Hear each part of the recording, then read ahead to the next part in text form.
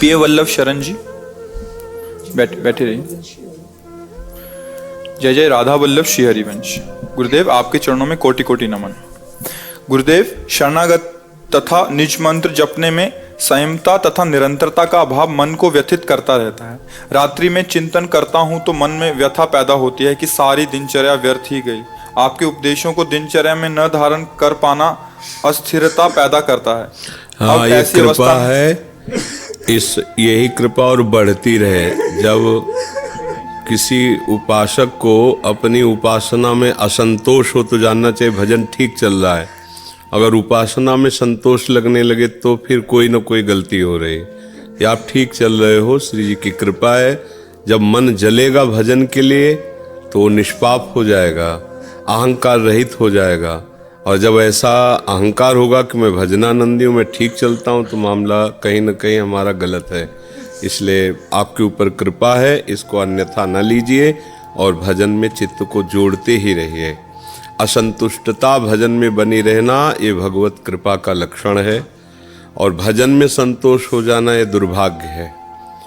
भोगों में संतोष और भजन में असंतोष ये साधक का लक्षण है। भजन में संतोष और भोगों में असंतोष ये संसारी पुरुष का लक्षण है। इसलिए आप आनंदित अंदर से रहिए।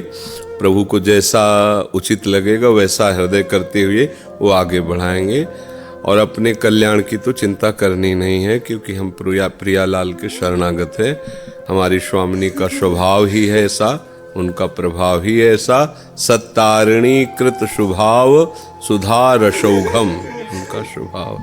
अपनी तरफ से हम आपसे सबसे प्रार्थना करते हैं कि देखो, एक एक दिन हमारे मृत्यु के नजदीक पहुंच रहे हैं और पता नहीं वो तिथि तारीख कब है।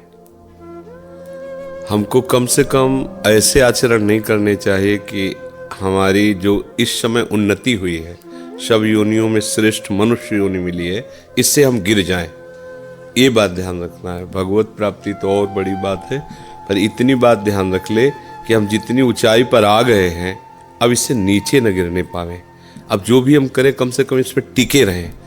हमारा जन्म अब मनुष्य योनि के नीचे नहीं होना चाहिए।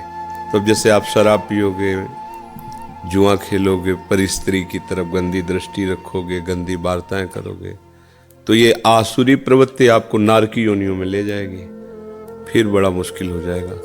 इसलिए संतों के पास जाने से, शास्त्र स्वाध्याय करने से, भगवत भजन से बुद्धि शुद्ध होती है और उसका स्वरूप यही होता है। कोई शास्त्र विरुद्ध आचरण मत करो, गंदी बातें मत करो, गंदी बातें मत देखो।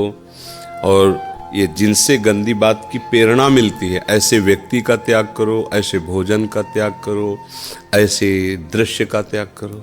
आप मोबाइलों में ऐसे दृश्य, बाहर ऐसे दृश्य कदापि मत देखिए जो आपको धर्म विरुद्ध आचरण करने के लिए प्रेरित करें।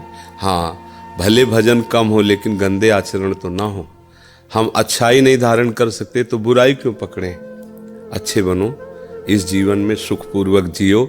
और शरीर छूटने के बाद अगर भगवान न मिले तो फिर ऐसी जगह जन्म हो कि हम फिर ऐसे ही अभ्यास करें, हम फिर भगवान के मार्ग में चले। पर ऐसा तो ना हो कि हमारी नीच कोटि की योनि हो जाए कि फिर हम चढ़ ही न पावें। कितनी ऐसी योनियां हैं जहाँ भयानक कष्ट है। इसलिए सावधान रहो, नाम जप करते रहो। राधा राधा राधा वल्लभ श्री हरिवंश। हित हरिवंश शरण। श्री हरिवंश। मेरे भोले से भी भोले महाराज जी, आपकी जय हो।